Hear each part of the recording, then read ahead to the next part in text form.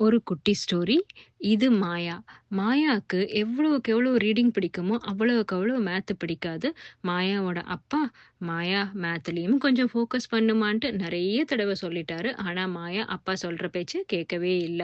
ஒரு நாள் மாயாவும், அப்பாவும் கடைக்கு போய் மாயாக்கு ஒரு பொம்மை வாங்குறாங்க. அப்பா மாயாவே கேஷ் ஹேண்டில் பண்ண சொல்றாரு. மாயா கடைக்காரர்கிட்ட கேஷ் கொடுத்து, மீதி சேஞ்ச் வாங்கிக்கிட்டு வீட்டுக்கு வந்து அப்பா கிட்ட கொடுக்குறாங்க. அப்பா சேஞ்ச எண்ணி பார்த்துட்டு, "என்னம்மா மாயா பேலன்ஸ் கம்மியா இருக்கு. கவனிக்கலையான்னு?" கேட்குறாரு. அதுக்கு மாயா, "சாரிப்பா நான் சரியா கால்குலேட் பண்ணலேன்னு" சொல்றாங்க. இந்த ஒரு மொமெண்ட்டுக்கு தான் அப்பா வெயிட் பண்ணிக்கிட்டு இருந்தாரு. "இதோ பாரும்மா மாயா, புக்ஸ் படிக்கிறதுனால நீ நெறைய விஷயம் தெரிஞ்சுக்கிற. அது நல்லது தான். ஆனா மேத் தெரியலன்னா ரொம்ப கஷ்டம்மா.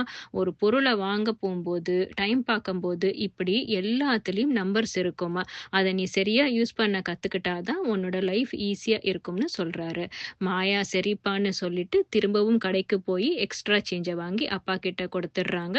அப்பா மாயாவ பார்த்து, "என்ன மாயா, இப்ப என்ன புக் படிக்க போறன்னு?" கேட்குறாரு.